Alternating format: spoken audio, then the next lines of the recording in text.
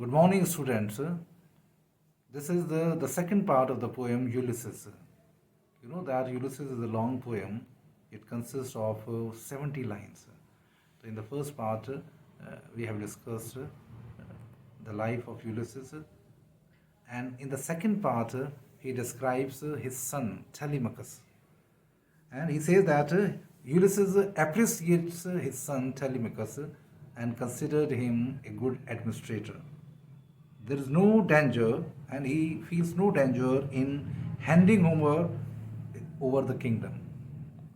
He has no hesitation to hand over his kingdom to his son. He has all the skills to manage the rugged people. Now look at the Tennyson uses rugged people that the whole, the all rulers considers their people as rugged because they are stubborn.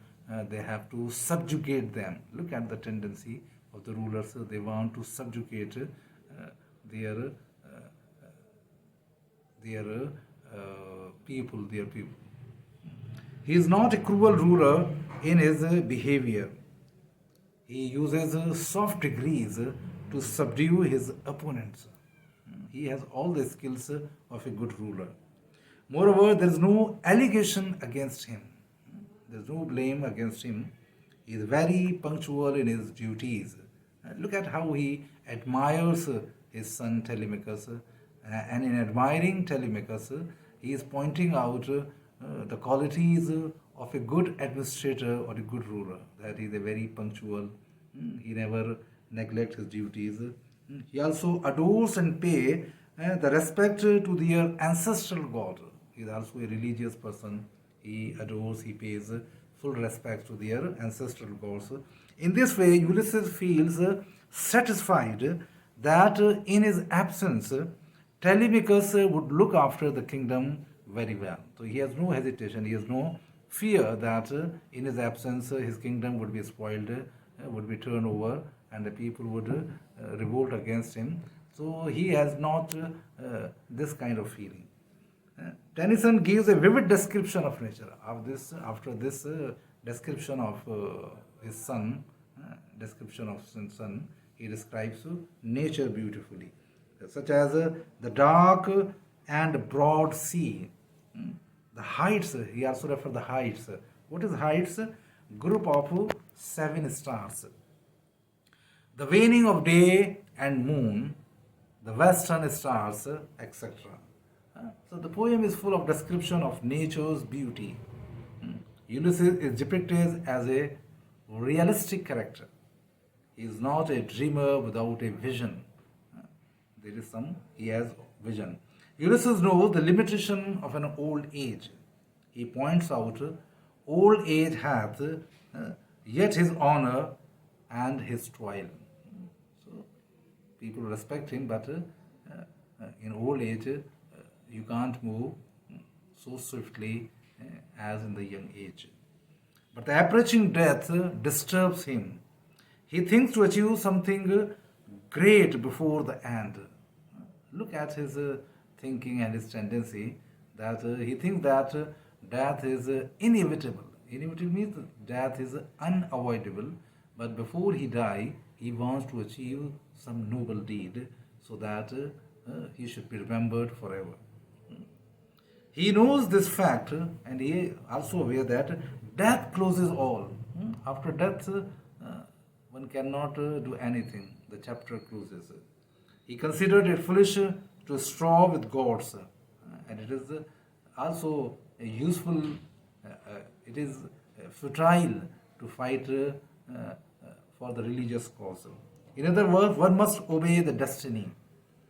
It is a folly to disobey the God's judgment. He boosts the moral of his companion in many different ways. The poet uses beautifully the natural landscape in order to fill their hearts with courage. For example, as the day wanes, the moon climbs up in the sky. In this way, it indicates the ray of hope. When the day ends and the moon climbs up, so the moon is a ray of hope. Ulysses uses these natural surroundings to boost the morale of his soldiers. So, in this way, the character of Ulysses reflects tremendous courage and enthusiasm. There is an unending desire to find out the new things. He is also a realistic figure. He knows his limitations. Therefore, he invokes his companions to sail before the sunset. It refers to the ultimate end, that is death. He wants to make all the beauties of the world. There is also danger in the way. There are both the possibilities, achieving the goal and losing the way. So when you go on adventure, so both the options are open. Either you achieve the goal or sometimes you are defeated, you lose your way. He is strong and substantial so that they could be remembered long after their death. So, in this way, the poem Ulysses exemplifies extraordinary willpower of Ulysses. He is not disheartened by time and destiny. It's a great thing that he is not disheartened by time and destiny. Instead, it strengthens his determination to pursue goals. In any case, there's no feeling of frustration in him. He just wants to go on. He emphasizes to strive, to seek, to find, and not to yield. He doesn't want to yield. He wants to leave the field. In this way, Ulysses is the representative poem of the Victorian spirit of inquiry. So, the character of Ulysses also reflects the tendency, the thinking of Victorian life. It reflects a desire to live life intensely and to explore the expanding horizon of knowledge. But for the modern point of view, it also shows the ego-centered expression of Ulysses. It also reflects the feeling of alienation from his people and his home. Although that even his wife doesn't attract him. The poem begins with this description.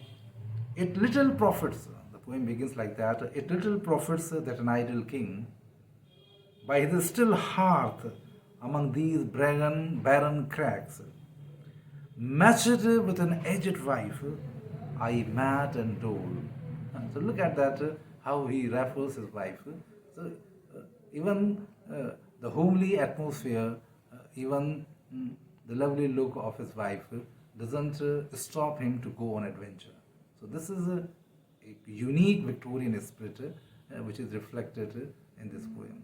I hope that you would enjoy this poem while read it.